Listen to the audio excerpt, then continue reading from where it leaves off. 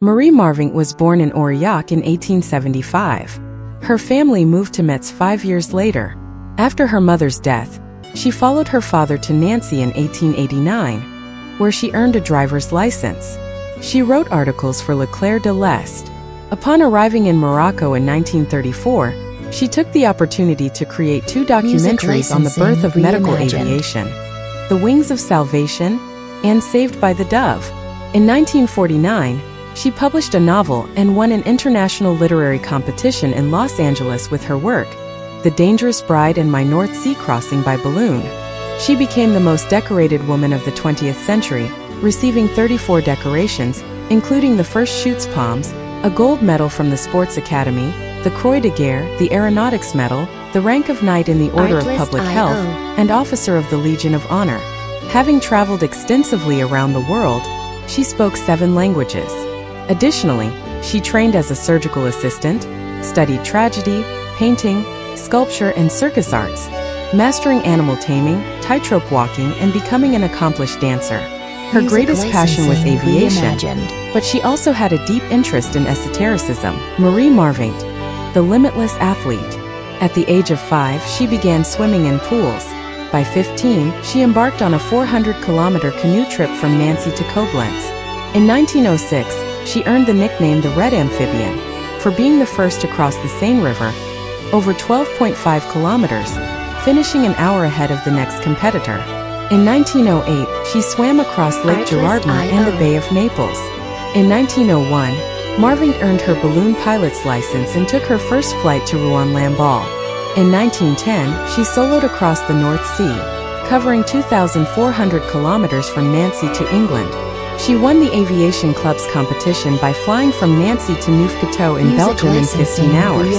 In 1909, she began piloting monoplane aircraft and officially earned her pilot's license in 1910. Remarkably, she completed over 900 flights without damage. In 1904, she climbed Mont Blanc and ascended several peaks, including Grand Charmes in the Chamonix Range. 2 years later, she explored the Alps between France and Switzerland. Alongside mountain climbing, she mastered steam locomotive driving and began cycling long distances, pedaling from Nancy to Bordeaux and from Nancy to Naples in 1905 to witness a volcanic eruption. Her application to join the Tour de France was rejected in 1908, but she rode after the men's peloton and became the first woman to finish the race. She later undertook expeditions in the Sahara, reaching Tamanrasset in 1923, followed by an epic tour across the United States. In 1907, Marvingt took up shooting and earned an honorary rifle award for a 300-meter distance, receiving the first Chutes Palms from the Minister of War. In 1908, she circled the Arctic hunting seals before competing in skiing and other winter sports, winning multiple championships in skating, jumping, and luge over the next 2 years. Her insatiable curiosity led her to boxing, karate, billiards, baseball, and fencing. She was among the first women fascinated by cave exploration. Throughout her athletic career, Marie Marvingt set 17 world records across a dazzling array of sports, proving her place as one of the most extraordinary athletes in history. Marie Marvingt, a pioneer in wartime medical service. Passionate about aviation, Marie Marvingt proposed her medical airplane project to the military in 1910. Her design would allow a stretcher to be carried beneath the aircraft's fuselage.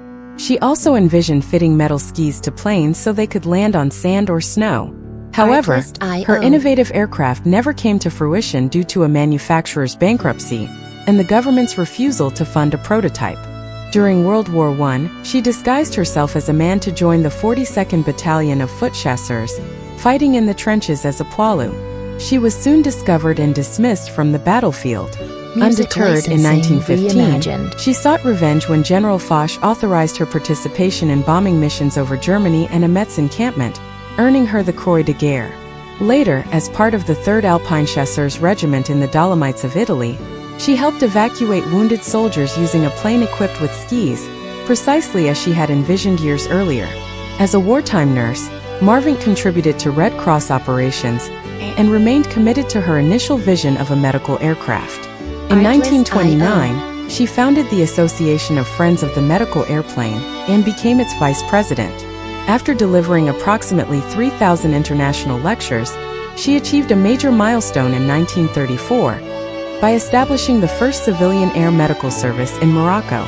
She became the first qualified flight nurse for this pioneering initiative and received the Moroccan Peace Medal in 1935. Her work in aviation medicine extended to the United States, where she attended conferences and founded a convalescence center for wounded pilots, the rest of the wings, in 1939. Utilizing her surgical knowledge, she developed a new type of suture and continued her medical innovations until 1956. Her relentless efforts culminated in the creation of a global air ambulance service, solidifying her legacy as a trailblazer in both aviation and wartime healthcare. Pushing the limits of sports and aviation. In 1955, at the age of 80, Marie Marvingt celebrated her birthday in spectacular fashion. She had the honor of flying aboard a McDonnell F-101 fighter jet piloted by a lead U.S. Air Force pilot, taking off from Toul Air Base and breaking the sound barrier. Just 2 months later, she soared again, this time aboard a jet-powered helicopter, the Jin 1221.